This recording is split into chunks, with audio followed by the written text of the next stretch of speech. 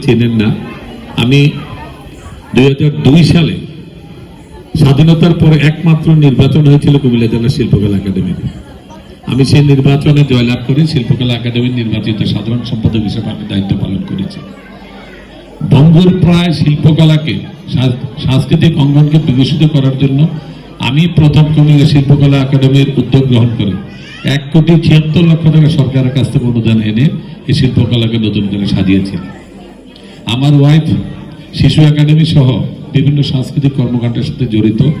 আমি ব্যক্তি জীবনে সে 1966 সাল থেকে কুমিল্লা পূর্বাশা মধুমিতা কচিকাঁচা মেলার একজন সক্রিয় সদস্য। এখনো আমরা দুজনেই কচিকাঁচা মেলার যুগ্ম পরিচালক হিসেবে আমরা দায়িত্ব পালন করছি। যে কোনো শিশুদের সাথে আমাদের একটা হৃদয়ের টান, মনের টান, প্রাণের টান আমাদের আছে।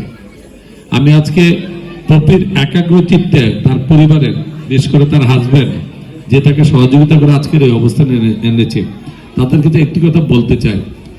কুমিল্লায় বিভিন্ন পর্যায়ে মামুনরা, পপিরা সহ অনেকেই আছে যারা নৃত্য গ্রুপগুলো মেনটেন করতেছে। তারা সবাই মিলে যদি কুমিল্লায় একটি স্কুল বা কলেজের মতো একটি যদি কোনো প্রতিষ্ঠান দাঁড় করায় নৃত্যাঙ্গন নিয়ে, আমার মনে হয় সেখানে আমরা কুমিল্লাবাসী অনেকে আছে যারা আমরা সহযোগিতা করতে প্রস্তুত থাকবো।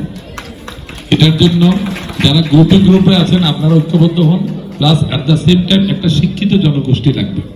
শুধু আমি হাত মারলাম আর নাচ শিখলাম তাইলে হবে না, শিক্ষার মধ্যে এডুকেশনে থাকতে হবে, যেটা প্রতি চেষ্টা করছে।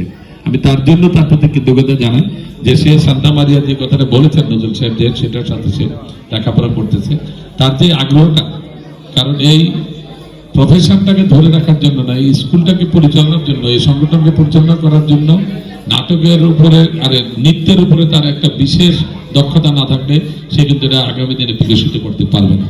এবং আমি বিশ্বাস করি ওর মতো যারাই চেষ্টা করবে এটাকে প্রফেশনিক ভাবে না দিয়ে যদি সামাজিক আন্দোলন হিসেবে গ্রহণ করে, তাহলে আমার মনে হয় সাংস্কৃতিক বিপ্লবের মাধ্যমে বাংলাদেশের স্বাধীনতা থেকে শুরু করে আপনারা দেখেন স্বাধীন বাংলা বেতার কেন্দ্রের যদি সেই গানের উদ্দীপন আমরা নাই পেতাম, তাহলে মুক্তিযুদ্ধ আমরা কিন্তু অনুপ্রাণিত হতাম না।